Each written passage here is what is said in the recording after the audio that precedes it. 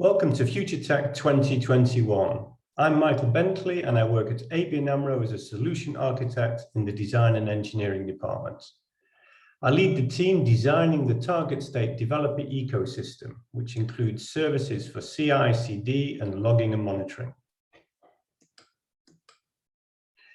I'm very pleased to have this opportunity to speak with you today about the versatility of Microsoft's Azure native logging and monitoring services. The context of logging and monitoring at ABN AMRO can better be appreciated when you know something about our target IT platforms. Once that's clear, you'll appreciate that like any organization executing their digital transformation, there are challenges to overcome. I'll briefly explain what those challenges are and provide you with the insights into the solutions we're adopting. Now, as you can see, our current IT landscape is based on hosting platforms on premises, as well as in Microsoft Azure and SaaS. On premises, we have our mainframe, VM hosting platforms, bare metal platforms, and a private cloud. Our target state will see a shift of all our mainframe workloads to Microsoft Azure and SaaS. And during the transition period to our target state, we'll have hybrid workloads requiring end-to-end monitoring solutions.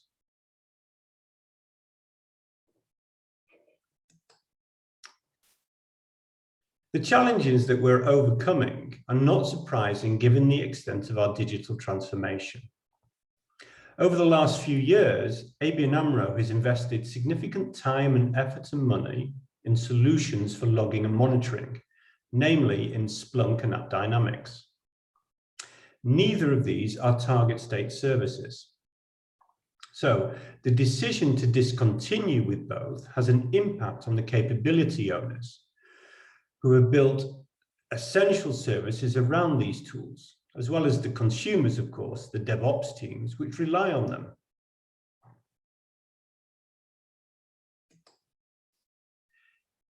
As you have seen, our IT landscape consists of several platforms, which will continue to host production workloads during the migration period to the target states, which will take several years.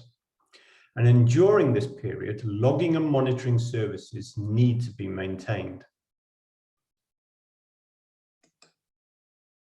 Our one application reference, which is our product catalog, consists of third-party applications, SaaS, homegrown applications built with various technologies, including Java and .NET and C++, running on Unix, mainframe, and Windows, and of course, hosted on Azure PaaS. Many of the on-premises applications need modernizing, and not all can migrate directly to Azure. As you can imagine, being a bank, we're heavily regulated, and we're required to report the availability of critical systems to our regulators. For example, payments. These are monitored consistently, and the availability of the service is reported at agreed intervals 24/7. The last challenge, which I will share with you today, is our decision to leverage native Azure services to the max. This requires everyone to learn a new way of designing, building, running, and of course, monitoring workloads.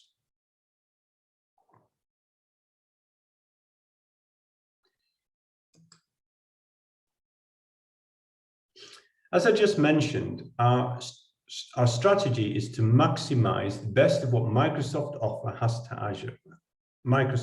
offers on Azure, as well as to embrace SaaS. On Azure, we focus on using platform rather than the infrastructure services. Every change must be channeled to Azure and all other platforms for that matter through an approved pipeline. Automated CI/CD and code quality checks are mandatory aspects of our delivery process.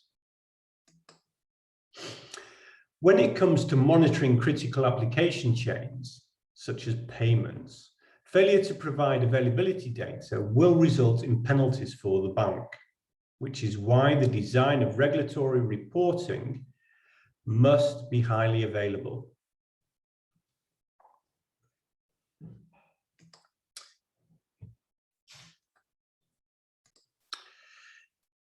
It's essential that once written, all logging data remains unchanged. Access to the data is granted based on role-based access control associated with the related resources. It's sometimes necessary to copy specific diagnostics and logging data for further analysis.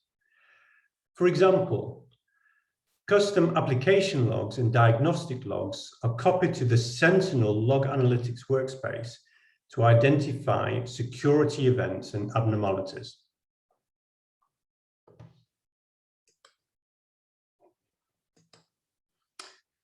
To trace the flow of requests from one component in a chain to another, we use a correlation ID. The ID can be a custom ID generated by us or automatically by the APM service, for example, by Application Insights. Standardizing on cloud role names and dependency types is essential for distributed telemetry correlation across application boundaries and for visualizing the dependencies, for example, in the Application Insights application map. Correlating the telemetry will help to answer questions when the health or performance of a chain degrades. For example, which components or services are affected, and which request is related to the degradation? What's the origin of the request, and which logs are associated with the components or services?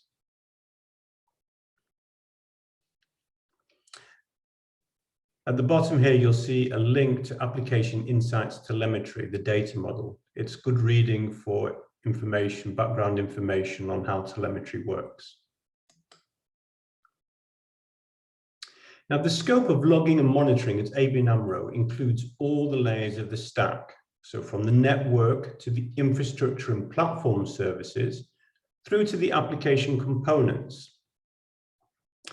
The purpose of monitoring is to understand how well the stack is performing under all conditions.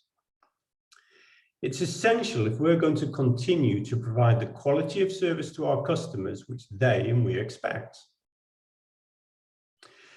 Azure Monitor provides the capabilities to collect the required health metrics, infrastructure and platform diagnostics, and application logs necessary to analyze and glean the insights from our runtime resources.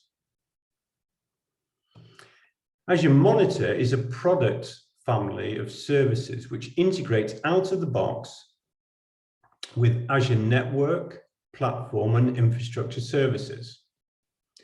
We use many of these services, including App Service and Azure Kubernetes, Data Factory and SQL services, as well as VMs. And we manage our CI/CD using Azure DevOps. All these services and many more integrate seamlessly with log analytics, where streamed metrics and diagnostics data is consolidated. And therefore, we can leverage the full power of Azure Monitor capabilities. Application workloads running on these services use Application Insights to stream their application logs to log analytics. So we have potentially all the information required to support our workloads centralized. Now, the rest of this session will be dedicated to sharing our high-level solutions for system, end-to-end, security, and network monitoring.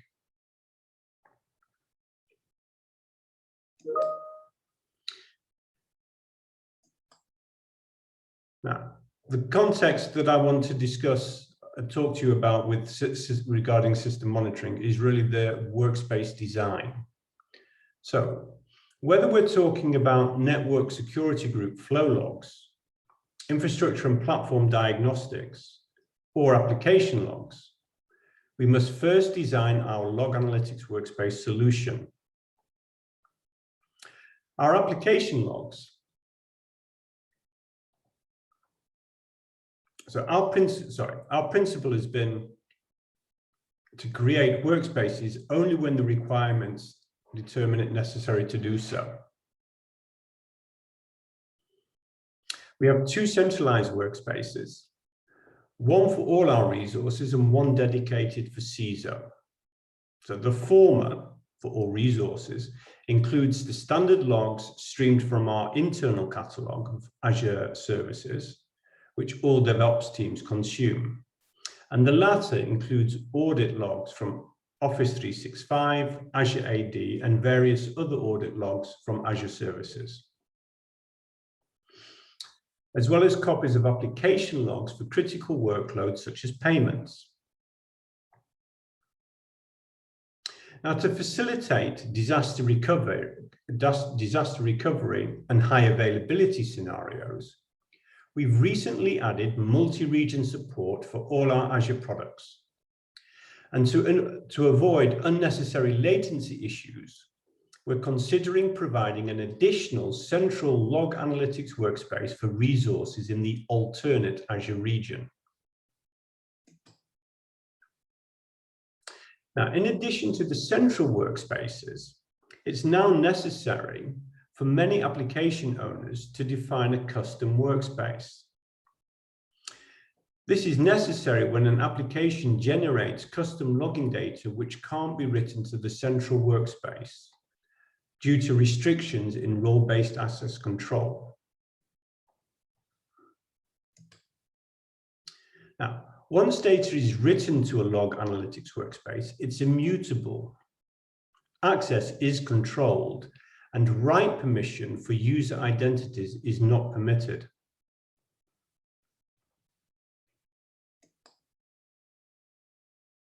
Owners of a log analytics workspace, i.e. a DevOps team, can create a log alert in the resource group where their custom log analytics workspace is hosted, and they do this using a YAML pipeline.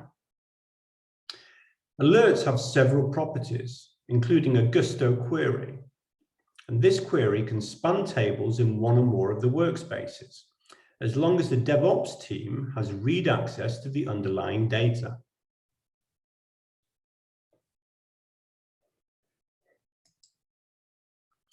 Now, each of our applications has an application owner, and additionally, DevOps teams can collaborate with one another. So access to the log tables in a workspace are determined by the context, namely the resource context or the workspace context. And access to the central workspace, where all the resource logs reside, is governed by the resource context, whereby the DevOps teams, the owning team, and any contributing teams are granted read access to the data pertaining to their resources and their resources only. Admins, on the other hand, supporting the central workspace, access the workspace with the workspace context, whereby they have read access to all the data.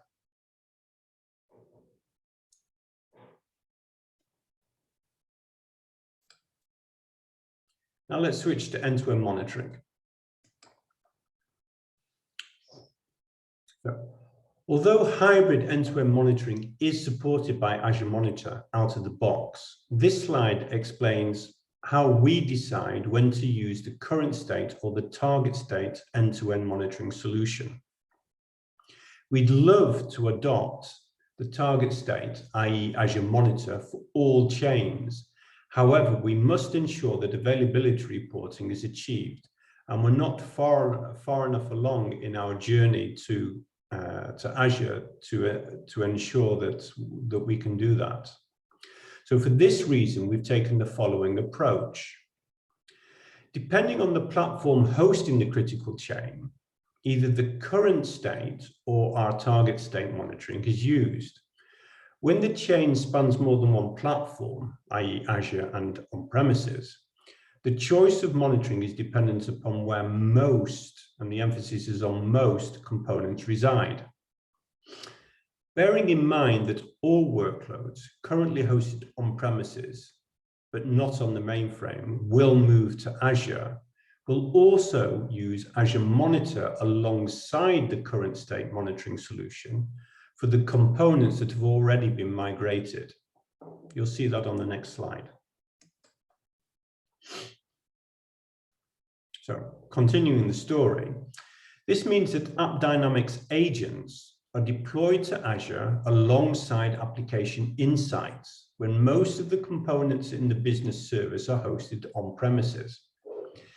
In this scenario, business service monitoring and availability reporting are done with the current state tooling.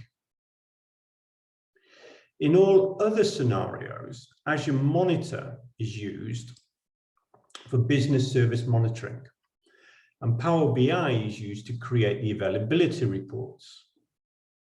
Using application insights availability tests with Azure Functions, we can trigger requests to test the availability of business services. Custom business events and metrics can be defined by a DevOps team using the Application Insights SDK, or for mobile apps, the App Center SDK. The unavailability of a service results in an outage record, and all data is consolidated in log analytics and the necessary reports produced using Power BI.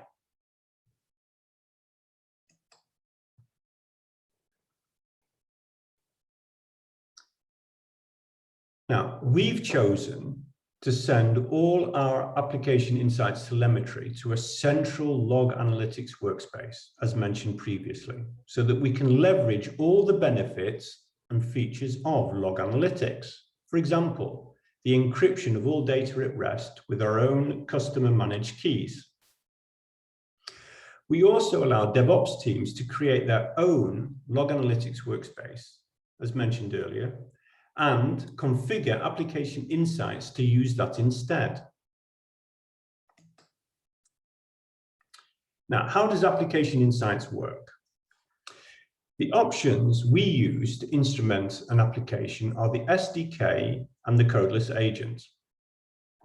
Through instrumentation, we can monitor the health and performance of our applications and direct all the telemetry data to one of the log analytics workspaces. The overhead of running application insights is negligible. Telemetry gathering happens in a separate thread and is therefore non-blocking. The application insights application map, a visualization of the request response flow of a chain of components, is dependent on the ability to instrument all the components in the chain. If we were to use application insights for components hosted on premises, we would need to use either the SDK and therefore make changes to the source code, or use the codeless agent.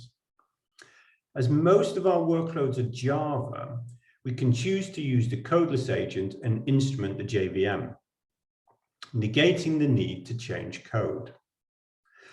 When the application in question is a third-party app running on a VM or in a container and doesn't natively support application insights, we'd also use the codeless agent. And with these options, we can extend the reach of Azure Monitor to our on-premises platforms. Something we do in the context of application security monitoring, however, is we stream and forward Splunk data from on-premises to the CISO managed log analytics workspace. Unfortunately, because we're not using application insights, either the codeless agent or the SDK, in this scenario, we can't use the application map to visualize the dependencies. However, we can analyze the data in the context of security events.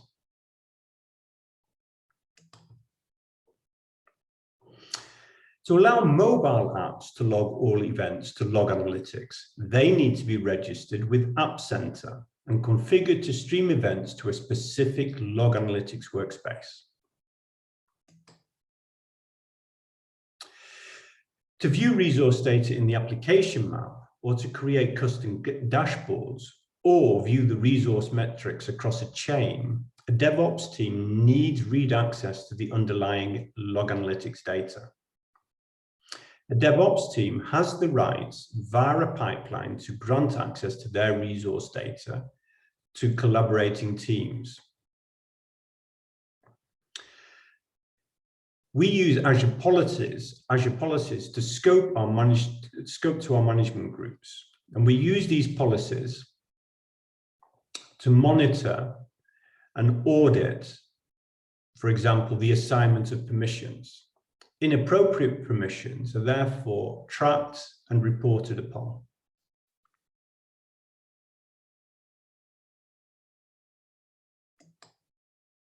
That's all I wanted to say about our high-level end-to-end monitoring. And now I want to switch on to security monitoring.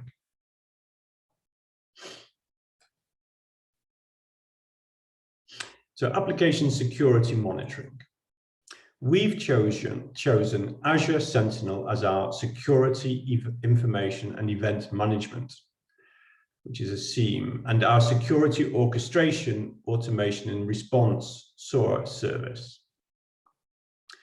Sentinel is integrated with Azure Monitor log analytics. It also supports native integration with many Azure services, such as Azure AD and Office 365. What Sentinel does for us is provide a unified solution for detecting security events across the enterprise, regardless of where the events originate. We've integrated Sentinel with the Hive and Cortex, two open source projects. The Hive is our security incident and response platform service and serves as the SOC workflow manager. It's here that security analysts perform triage on security events and create follow-up cases when necessary. Cortex forms part of our cyber threat intel platform.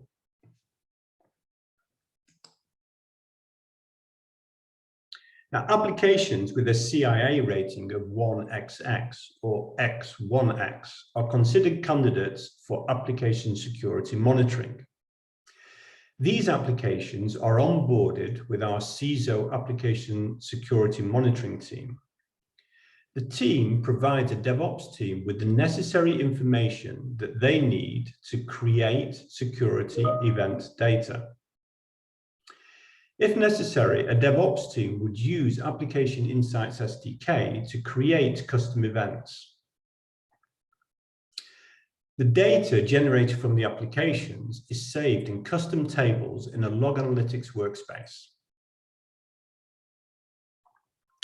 Using log analytics continuous export feature, relevant log tables in custom log analytics workspaces are copied to the Sentinel workspace. The CISO ASM team can then run alert queries across the Sentinel workspace and the central network platform and infrastructure workspace. So CISO have access to all the data in our enterprise. Incidents are created in ServiceNow and assigned to the relevant team.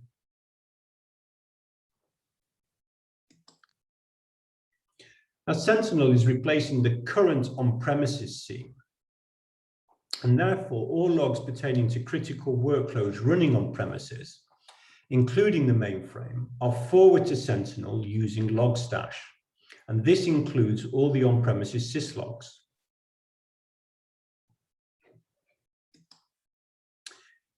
In addition to the built-in AI capabilities of Azure Sentinel, we also perform our own analysis of the Sentinel data using standard and custom machine learning models. If you want to learn more about Azure Sentinel, I've provided a link at the bottom of the slide.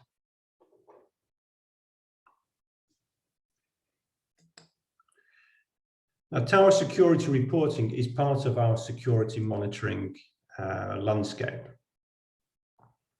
The Tower Security Monitoring team at ABN AMRO provides a top-down view of cyber security metrics and oversees the security posture of the bank.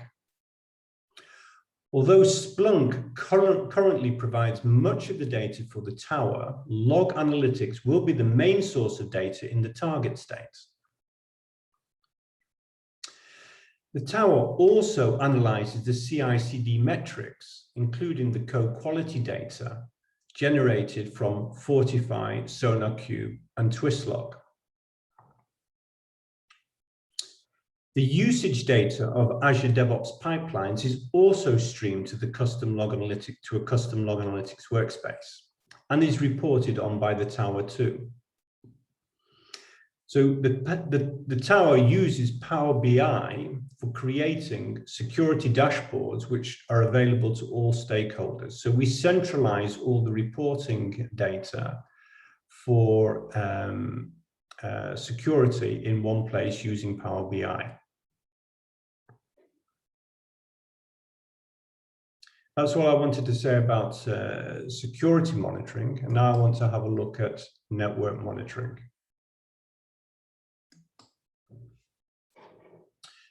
So switching gears to the last topic, which I want to briefly speak to you about.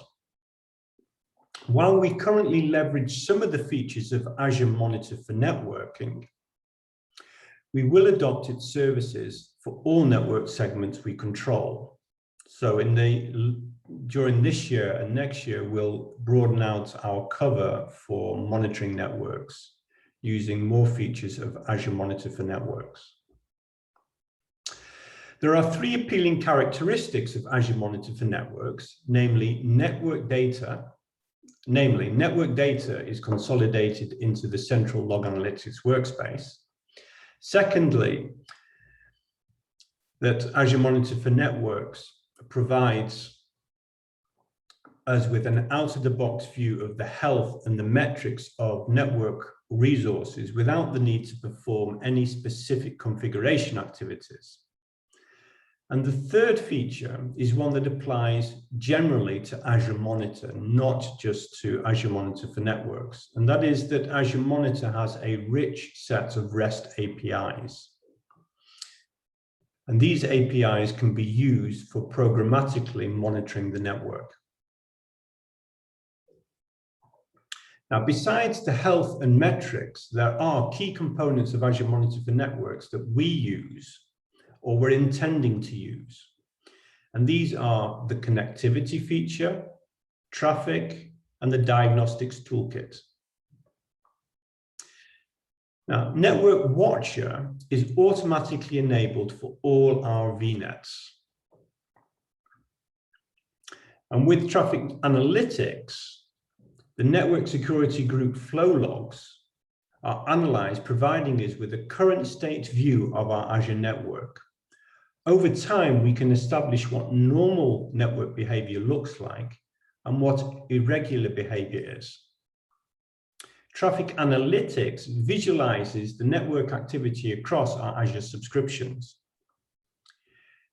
Because Azure networks are software defined, traffic analytics helps us identify misconfigurations of the network.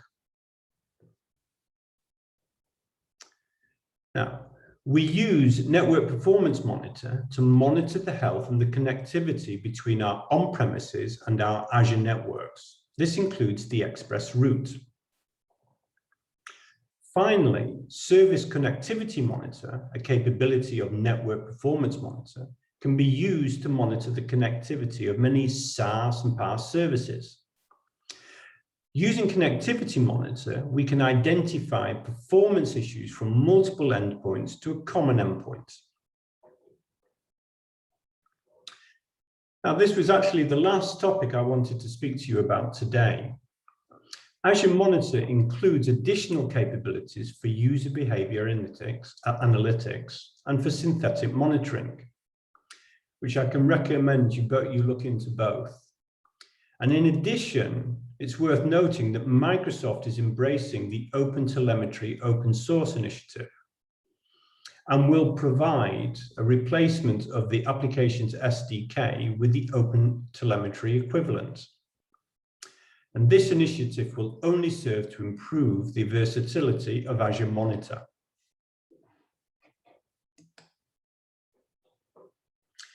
So thank you for taking the time to attend this session. I've enjoyed sharing our experiences and use of Azure Monitor with you today. I'm now available for any questions.